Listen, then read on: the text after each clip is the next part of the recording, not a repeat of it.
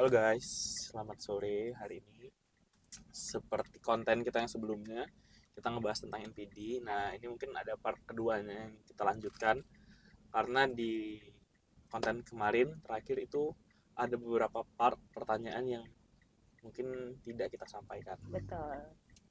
So, let's we start. Ya, kita sambil jalan ya, Pin ya. Ya, guys. Cuaca hari ini kayaknya lagi mendung deh, Pin. Dasar manusia. Be careful, Pin, bawa kendaraan. Ya, ini udah start. Nah, mungkin terakhir pertanyaan kita masih seputar tentang orang yang pengidap NPD ya. Betul. NPD, Narcissistic Personality Disorder. Nah, kali ini ada beberapa pertanyaan yang sudah aku kumpulkan. Salah satunya adalah bagaimana seorang NPD ini menjalin hubungan berumah tangga ketika dia menikah itu. Oke, jadi ini tentang case-nya kalau si narsistik ini kalau dia berumah tangga gitu ya. Misalnya contohnya si narsistiknya ini si suaminya, ini contoh ya. Ya, kita kasih contoh aja NPD-nya suaminya ya. Oke, benar. Kalau menurut aku ya, jika NPD dalam rumah tangga itu, kalau kita normal nih, Pin, kalau kita normal, kita dengan pasangan kita gimana sih perasaan kita? Sayang, pasti. Sayang, cinta, Mm-mm. berkomitmen, ya. Terus apa lagi? Berkomitmen, sangat mengerti pasangan, Sangat mengerti pasangan. Terus apa lagi? mencoba untuk selalu membuat pasangan nyaman bersama kita. Oke, tapi kalau dari polanya si NPD itu akan sangat berbeda dengan orang yang pola pikir orang normal, Pin. Jadi kalau NPD dia nganggap pasangannya itu atau si istrinya ya, tadi kan NPD-nya suaminya, kita kasih case-nya ya, si istrinya itu sama kayak supply, tapi supply utama. Baik. Karena kan kerap si NPD ini kebanyakan ya, NPD ini kalau dalam rumah tangga dia tidak setia, pasti selingkuh, dan selingkuhnya itu mungkin bukan sekali dua kali ya, dan ini sudah sering berkali-kali gitu. Jadi dia menganggap dia tidak ada rasa peduli, rasa sayang sama istrinya atau pasangannya ya. Jadi dianggap istrinya itu ya udah supply yang untuk mengisi kekosongan dalam hatinya, mengisi egonya isi istrinya ini gitu. Ya bisa dibilang sih kayak propertinya dia lah gitu ya. Jadi kasarnya ya seperti itu ya. Sebagai apa ya, pencitraan dia di luar lah gitu kan. Berarti secara tidak langsung hubungan seorang NPD dengan istri tidak berlangsung dengan baik ya. Betul. Jadi bisa dibilang sih pernikahan dalam sebuah rumah tangga si NPD itu bisa dibilang rumah tangga yang penuh tidak bahagia dan manipulatif. Karena dia akan sangat pintar menciptakan dalam rumah tangganya itu penuh dengan apa ya, kebohongan, manipulatif. Mungkin tanpa disadari oleh pasangannya ya, mungkin ya, bahwa sebenarnya rumah tangga mereka itu sebenarnya sudah benar-benar tidak sehat gitu. Berarti dalam hubungan rumah tangga antara NPD dan sang istri itu tuh bisa dibilang hubungan yang tidak harmonis. Betul, betul sekali. Gitu. Lalu bagaimana hubungan NPD ketika seorang NPD ini dan sang istri memiliki buah hati? Bagaimana hubungan NPD kepada sang anak? Kalau NPD sama anak, kalau orang normal ya, orang normal dia sama anak pasti kita sayang dong sama anak. Ya, kita pasti akan bekerja keras untuk anak kita, untuk masa depan anak kita, bagaimana kita bisa supaya anak kita layak mendapatkan pendidikan dan kehidupan yang lebih baik ke depannya. Gitu ya. Karena kan normal, secara tidak langsung seorang NPD-nya sangat-sangat mementingkan dirinya. Apakah dia ketika dia mempunyai anak, dia akan merasa anak ini adalah dirinya yang kedua atau bagaimana gitu loh. Jadi kalau bisa dibilang sih dia dengan anaknya itu anak sebagai alat, objek. Kalau NPD-nya subjek, maka anak dan istrinya adalah objek. Jadi subjek itu kan satu ya, objek itu banyak. Jadi dianggapnya sebagai alat untuk memenuhi egonya. Misalkan nih si anak dengan adanya anak dia dia akan nge-push anaknya supaya menuruti keinginan dia. Oh, Jika anaknya tidak sesuai dengan keinginan dia, maka dia akan abusive ya. Si anak abusive abusive anaknya, terus menjatuhkan mental anaknya untuk mengikuti kemauan untuk dia, mengikuti kemauannya, sehingga anak tersebut kebanyakan anak-anak merasa dari tertekan. anak-anak dari korban NPD itu kebanyakan mentalnya bisa down karena dia tidak mendapatkan apresiasi dari orang tua si NPD tersebut gitu. Jadi apapun yang dilakukan anaknya, maupun itu yang baik, buruk, itu akan dinilai buruk terus sama si NPD gitu. Jadi ketika dia di luar ya, dia akan menceritakan hal-hal yang baik ke orang luar. Kan si NPD ini kan orangnya butuh pengakuan, validasi, maka dia akan menciptakan suatu pencitraan yang sangat sempurna di luar. Jadi orang luar tidak akan pernah tahu bagaimana sih isi dalam rumah tangga si NPD tersebut. Okay. Orang akan menilainya, wah, rumah tangganya si A bahagia banget ya, istrinya soleha, anaknya nurut, baik, patuh sama orang tua gitu. Tapi kita tidak tahu yang terjadi sebenarnya gitu. Karena kan dia butuh pencitraan gitu. Jadi dia tidak akan pernah peduli masa depan anaknya ya. Mau kemana arah anaknya, pendidikan layak atau tidak anaknya ya. Apa ya? Dia tidak ingin tahu keinginan anaknya sebenarnya apa. Yang penting anak harus mengikuti keinginan dia. Oke, gitu. baik. Kalau pertanyaan selanjutnya ini ada, akankah hubungan keluarga NPD ini bertahan ataukah akan gampang berpisah gitu loh? Tergantung. Jadi ya apa ya? Tergantung dari si pasangannya, sampai kapan pasangannya mau bertahan sama si NPD gitu. Oh, berarti kalau NPD-nya tetap mengkeep bagaimanapun caranya, tapi tergantung kembali lagi ke pasangannya, apakah pasangannya bisa bertahan atau tidak. Iya, tapi ya NPD kalau kita mau lepas dari genggaman NPD itu akan sangat susah sekali, Pin. Apalagi untuk bercerai ya. Karena si NPD akan membuat begitu banyak sekali drama-drama ya, akan membuat sebuah kebohongan besar, kebohongan publik yang akan ngejatuhkan mental pasangannya ketika mau bercerai. Anggap aja nih contoh ya, misalkan mau bercerai ya, ketika si istrinya sudah ingin bercerai dengan si suami si NPD-nya itu, maka si NPD ini akan tidak akan pernah mau melepaskan misalkan harta gono gini nih, sampai satu titik pun si NPD itu tidak akan mau memberikan berbagi harta gono gininya sama si istrinya gitu. Jadi ya balik-balik ya, kalau misalkan istrinya punya finansial yang kuat atau istrinya bekerja ya, mungkin akan lebih mudah untuk akan lebih lepas dari betul. Tapi kalau si istrinya ini ibu rumah tangga, itu akan sangat akan sangat susah. Dia akan, apalagi dia akan ini ya, dia akan butuh ya, karena dia tidak bekerja kan, dia pasti akan bertahan sama si NPD. Oke. Lalu bagaimana ketika seorang NPD ini dalam keadaan tidak baik-baik? Aku rasa seperti ketika dia sedang dalam suatu masalah, bisa dikatakan seperti itu. Bagaimana cara dia menghadapi masalah tersebut gitu loh. Ketika masalah itu sedang menggiring seperti akan mencoreng nama baik dia sendiri gitu. Bagaimana cara dia menghadapi masalah Jadi sebenarnya Pin, NPD ini, orang yang punya gangguan kepribadian NPD ini, dia akan ada suatu kebanyakan ya, mereka itu ada edik gitu, edik dengan sesuatu untuk mengalihkan stres dan tekanan hidupnya. Misalkan nih dia akan lari ke alkohol, seks edik, mungkin dia akan mencari supply yang khusus dia untuk memenuhi seksnya aja, kebutuhan batinnya, biologisnya ya. Atau berjudi, atau traveling, healingnya bukan healing yang kayak kita orang normal ya. Dia akan melakukan healingnya agak rada-rada apa gitu ya, mainstream ya, di luar dugaan ya. Karena selain itu NPD ini dia impulsif, sangat impulsif. Jadi kebanyakan NPD kalau dia impulsif, random, boros. Jadi ketika dia menghadapi suatu tekanan atau stres ya, dia bisa jadi dia melakukan hal-hal yang apa ya, random gitu. Misalkan dia tiba-tiba dia pengen kesini berangkat gitu, atau dia tiba-tiba dia pengen beli ini gitu. Dia beli gitu ya.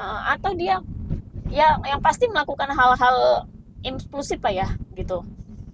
Terus yang kedua juga, dia kalau misalkan stres dia akan dia bisa depresi juga.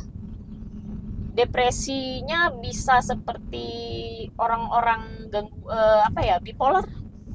Tapi kalau bipolar kan dia menyakiti diri ya. Ya, menyakiti diri. Orang bipolar ya. Untuk kalau orang bipolar kan punya indikasi bunuh diri, mau bunuh diri gitu ya, bipolar. Betul. Tapi kalau NPD dia depresi juga, depresinya mungkin dia apa ya, emosionalnya meledak-ledak, teriak-teriak, bawa mobil ngebut-ngebut di jalanan, brutal melakukan kriminal. Itu NPD. Kalau bagaimana hubungan dan bagaimana sikap dan hubungan NPD ketika dia sedang bersama supply-nya? Ketika dia dalam keadaan tidak baik-baik saja. Kembali misalnya dia sedang ada masalah, terus bagaimana sikap dia kepada supply-nya? Apakah dia tetap akan menunjukkan sifatnya atau dia akan baik-baik saja atau terlihat baik-baik saja? Jadi kan seperti yang aku bilang tadi ya, NPD ini kan kerap kali berselingkuh. Ya, jadi selingkuh itu bagi dia hal yang wajar, biasa aja gitu ya. Ketika dia ketahuan sama pasangannya pun, sama istrinya pun, dia akan melakukan pembenaran gitu ya. Bahkan banyak sekali akalnya supaya terlihat bahwa perselingkuhannya itu pembenaran dia gitu ya. Jadi kerap kali dia akan menemukan supply-nya itu berbagai macam ya, mungkin di luar circle dia atau orang-orang di sekitar circle-nya ya, pekerjaannya ya. Ya, maksudku ketika dia sedang bersama supply-nya, tetapi keadaan dia sedang tidak baik-baik saja, apakah dia akan menunjukkan kebrutalan yang dia miliki ataukah dia akan berlagak nice di depan supply-nya gitu loh. Nah, ketika dia sedang ada di suatu masalah ya, tapi jadi dia ada masalah tapi dia harus bertemu dengan supply-nya gitu. Mungkin ini adalah supply yang baru tapi dia dalam keadaan tidak baik-baik saja gitu loh. Dia akan tetap nice. Love bombing. Jadi ciri khas dari NPD ini, ketika dia mau baru berkenalan dengan supply barunya tahap awal, supply akan dikasih tekniknya love bombing gitu. Walaupun dia lagi banyak penuh masalah ya, dia bisa berakting, berlagak semua itu it's gonna be fine, semua baik-baik aja depan dia gitu. Karena dia butuh topeng untuk menjerat supply barunya gitu ya. Jadi tidak ada pengaruh. Tidak ada pengaruh sama sekali. Tidak ada pengaruh sama supply-nya. Bahkan dia akan justru ya, menurut aku, kalau ketika dia sedang tidak baik-baik saja, maka dia akan mencari pengalihannya lagi ya. Kalau misalkan dia nggak dapat supply baru nih ya, belum ada stok supply baru nih ya, dia akan menghoovering supply lama, menghubungi orang-orang yang pernah dia deketin gitu.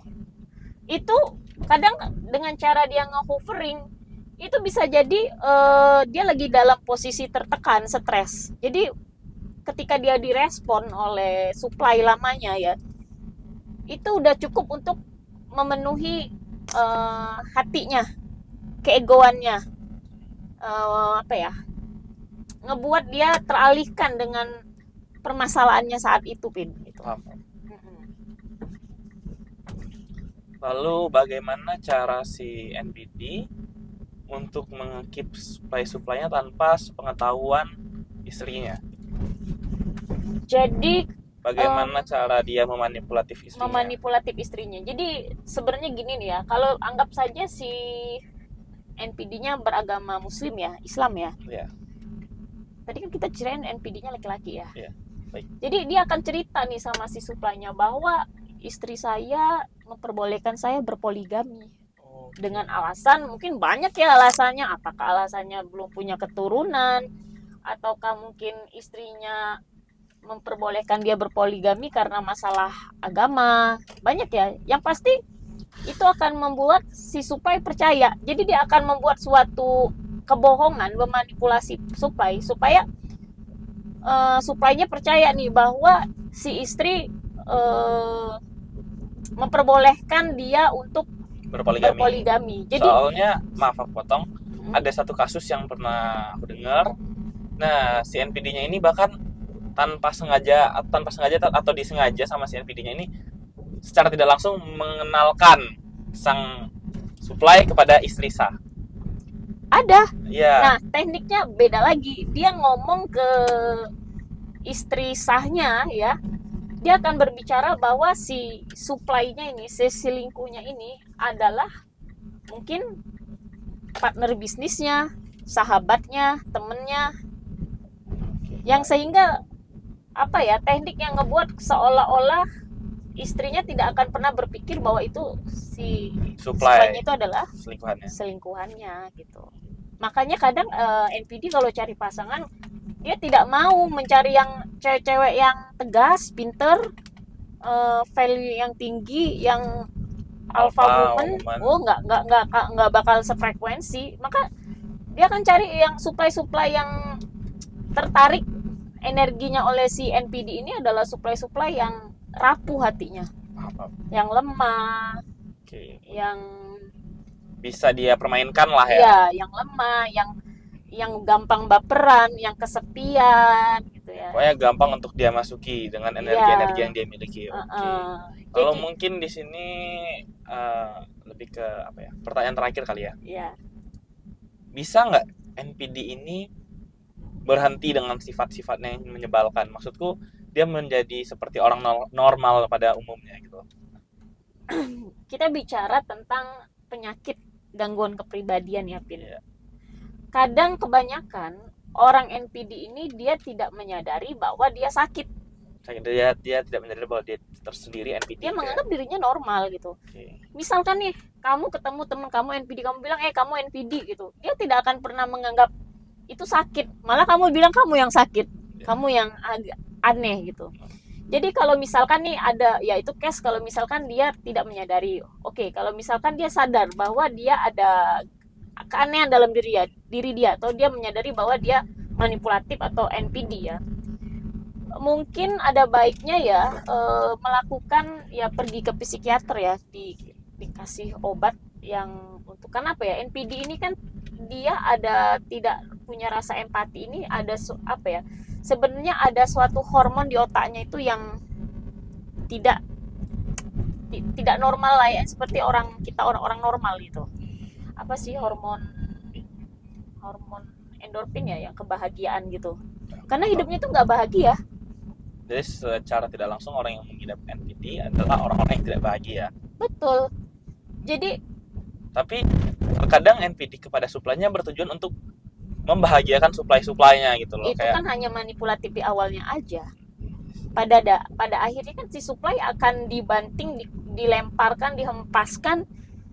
Kebanyakan NPD supply kalau udah di tahap dia udah falling in love sama si NPD itu akan keluar nih sifat aslinya, topeng aslinya tuh, yang awalnya hanya topeng doang gitu ya.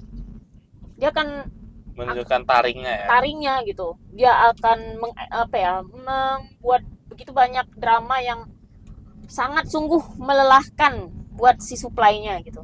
Tapi supply-nya walaupun diperlakukan seperti itu, supply akan tetap bertahan ya, karena mungkin tetap bertahan. Itu adalah supply yang menurutku itu sudah terjebak di dalam NPD. Iya, karena begini, NPD itu kan ketika dia di tahap awal dia deketin supply, di tahap itu dia sangat love bombing banget. Jadi dia memberikan sosok kesan yang sangat sempurna lah, sosok seseorang yang sangat sempurna di mata supply.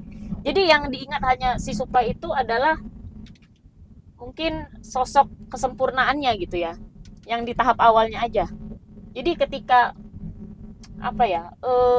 si NPD mengeluarkan sifat aslinya gitu, si supply selalu berkeyakinan bahwa si NPD bakal bisa berubah, akan kembali lagi seperti biasa semula ya, atau mungkin akan kembali menjadi, karena si NPD walaupun dia menunjukkan taringnya yang jahat dan penuh manipulatif dan abusive gitu ya, tapi dia akan menunjukkan kemanipulatifannya bahwa sebenarnya dia masih sayang sama si supply. Padahal sebenarnya dia tidak ada rasa sama sekali sama si supply. Itulah. Dia hanya butuh bisa supply. Kita bilang jahatnya seseorang yang mempunyai sifat NPD ini ya kali ya. Betul. Kalau dia sama pasangannya, sama istrinya misalkan. Ehm, Misalkan istrinya sakit ya, dia akan marah sama istrinya. Ah, kamu ini nyusahin aja sakit. Masa segitu doang sakit? Terus misalkan nih si istrinya minta uang bulanan mungkin kurang kali ya. Karena kan NPD kalau dengan keluarga pelit. Oh. Berbeda terbalik sama orang luar. Orang luar dia akan sangat-sangat royal banget ya. Maka kadang masa 1 bulan gak cukup, kamu apain uangnya, kamu hambur-hamburkan, kamu ini kan, masa gak cukup dengan segini kan, kamu gak tahu diri lah, istri kurang beruntung apalagi hidup kamu gini gitu. NPD dia akan mengeluarkan statement yang penuh ngebuat si pasangan mental pasangan jadi rapuh jatuh ya. Iya, jadi ibaratnya gini NPD ya, kalau sudah berumah tangga, mau bertahan kita akan semakin gila, mental kita akan semakin tidak waras, mau cerai kita susah buat lepas. Jadi itu ada satu complicated yang sangat complicated, sangat susah untuk dijelaskan, bahkan untuk dijalanin pun juga berat gitu loh. Betul. Jadi salah satunya ya kalau misalkan sudah misalkan nih si istrinya sudah tahu nih bahwa si pasangan suaminya NPD ya, dan dia masih pengen bertahan misalkan, ya udah jalanin aja sampai kapan. Ya ibaratnya gini nih, jangan terlalu memberikan begitu banyak emosi kepada si NPD. Baik. Ya jalani aja layaknya kehidupan rumah tangga biasa, anggap aja dia sebagai figur seorang ayah yang ya untuk membesarkan anaknya, ya figur seorang ayah yang mungkin tidak sempurna ya. Jangan terlalu memberikan respon ego yang besar, jangan terlalu diambil hati gitu ya. Jadi kayak seolah-olah kalau misalkan dia marah, memanipulatif kamu, mengontrol si pasangannya ya, mengontrol gitu ya. Karena kan dia dengan karakternya itu dia akan sangat mengontrol dan protektif banget sama pasangannya ya. Jangan diberikan jangan memberikan emosi yang besar. Jadi seperti kayak grey rock gitu, abu-abu. Jadi kalau dia NPD, dia ngerasa kayak nggak dianggap, itu sangat terpukul dia. Dia bisa depresi loh.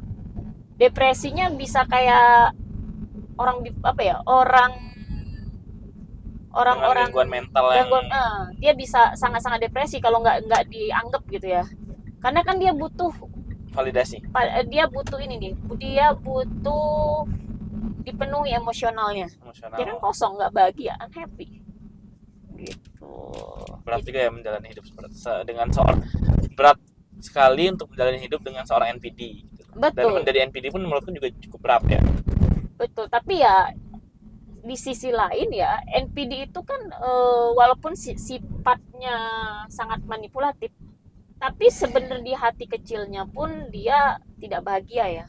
Sedih loh hidupnya, karena dia tidak bisa merasakan kebahagiaan yang sebenarnya karena dia mungkin penuh kemanipulatifan. Itu bisa kita bilang, atau karena hidupnya kurang bersyukur, jadi dia tidak bahagia. Enggak juga sih. Ya, seperti yang aku bilang di konten sebelumnya kan, podcast sebelumnya, bahwa NPD ini kan bisa disebabkan oleh gen, faktor keturunan, pola asuh orang tua gitu ya, lingkungan gitu. Jadi ya kalau untuk sembuh pun harus memang membutuhkan penanganan ahli psikolog dan psikiater profesional gitu. Dan itu sangat bukan waktu yang singkat ya untuk dia sembuh gitu, untuk dia sadar. Iya betul. Jadi kalaupun misalkan sudah sudah pernah mengenal orang NPD, tahu nih udah ada ciri-cirinya nih gitu ya, misalkan kamu tahu nih di sekitar lingkungan kamu ada yang orang NPD, ada baiknya kamu jangan terlalu menunjukkan rasa tahu, dan jangan terlalu menunjukkan rasa terlalu dekat gitu ya. Iya, jadi kayak berteman seperlunya aja gitu. Sewajarnya aja gitu. Jangan terlalu berlebihan. Jangan terlalu berlebihan, jangan terlalu memberikan respon emosional ke dia gitu ya.